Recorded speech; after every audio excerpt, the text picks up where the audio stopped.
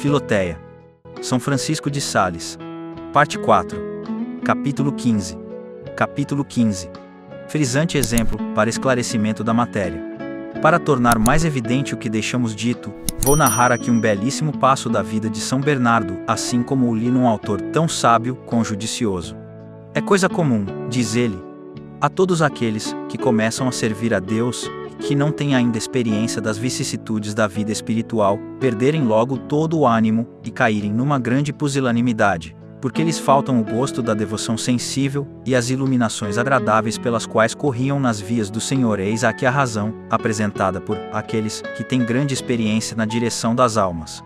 O homem não pode viver por muito tempo sem algum prazer, ou desta terra, ou do céu. Ora, como as almas que, pelo gosto dos prazeres superiores à natureza, se elevaram acima de si mesmas, renunciaram facilmente aos bens sensíveis e visíveis, acontece às vezes que, privando-as Deus das alegrias salutares de seu espírito, desprevenidas, como estão, de todo o consolo temporal, e não sendo ainda bastante fortes para esperar com paciência a volta do sol da justiça, parece-lhes que não estão nem no céu nem na terra, e que vivem cercados das trevas de uma noite perpétua. Assemelham-se às crianças desmamadas, que choram, gemem e se tornam enfadonhas e insuportáveis a todo o mundo, e principalmente a si mesmas. Foi exatamente isto que aconteceu numa das viagens de São Bernardo a um religioso, chamado Godofredo de Peroni, o qual se tinha consagrado, havia pouco, ao serviço de Deus. Privado subitamente de toda a consolação e envolto em trevas espirituais, começou ele a recordar-se de seus amigos, do mundo, de seus pais e de seus bens. Seguiu-se uma tentação tão violenta que um dos seus mais íntimos confidentes anotou pelos seus gestos e, chamando-o à parte, disse-lhe em segredo e com muita brandura: "Que significa isso, Godofredo? Qual a causa por que te vejo, contra o teu costume, tão pensativo e triste?" Com um profundo suspiro respondeu ele: "Ó meu irmão, jamais em minha vida terei alegria." O amigo, tocado de compaixão e de um verdadeiro zelo de caridade fraterna, foi imediatamente comunicar isso ao seu pai comum, São Bernardo.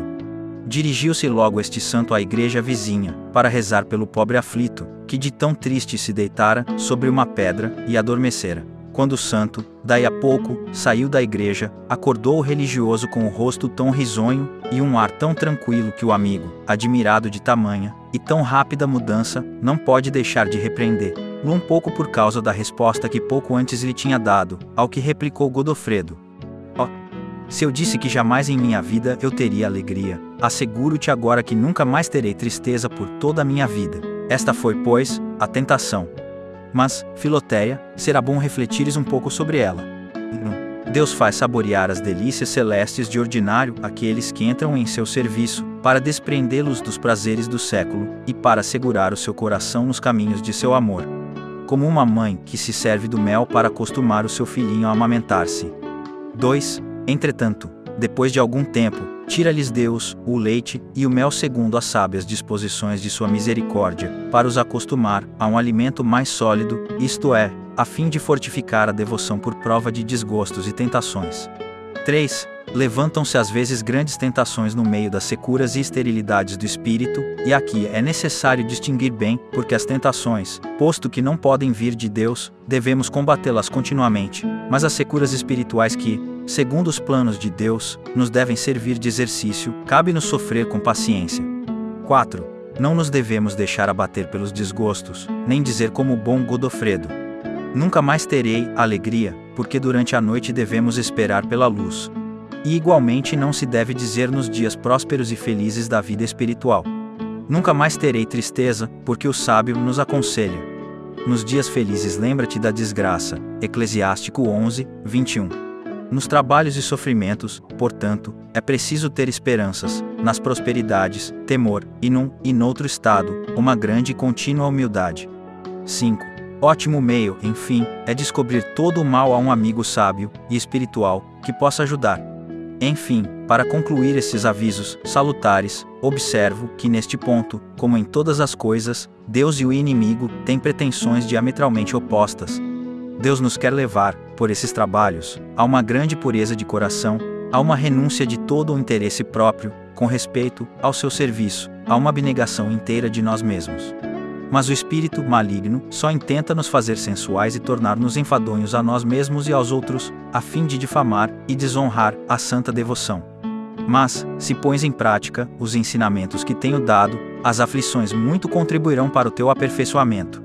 Por isso, antes de terminar, vou dizer-te ainda 2 palavras sobre elas. Originam-se às vezes essas aflições da indisposição do corpo, que o excesso de vigílias, trabalhos e jejuns extenuaram e causaram um adormecimento e doenças semelhantes, que não deixam de incomodar muito o espírito, em razão de sua íntima união com o corpo.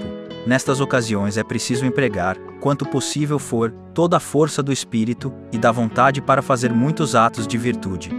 Porque, embora pareça que a alma esteja oprimida de modorra e cansaço, nem por isso deixa de ser agradável a Deus o que ela faz. E podemos dizer, então, como a esposa dos cantares: eu durmo, mas o meu coração vigia. E se nos custa trabalhar assim, será muito maior, como tenho dito, o merecimento da virtude. O melhor remédio, entretanto, é aliviar o corpo e reparar as suas forças por uma honesta recreação. São Francisco ordenou a seus religiosos de moderarem tantos trabalhos que não servissem de impedimento ao fervor do espírito. E este glorioso patriarca foi atacado e agitado uma vez por uma melancolia tão profunda que não a podia ocultar inteiramente. Se queria conversar com os religiosos, não o podia, e se procurava solidão, achava-se pior ainda. A abstinência e a maceração da carne o extenuavam, e a oração não lhe trazia nenhum alívio. 2 anos passou ele neste estado lastimoso, crendo-se abandonado por Deus. Mas, depois desta atroz tempestade, que ele sustentou humildemente, Nosso Senhor num momento lhe restituiu a tranquilidade. Aprendemos daí que nem os maiores servos de Deus foram livres destas provações e que os outros não se devem admirar, se às vezes lhes acontece alguma coisa semelhante.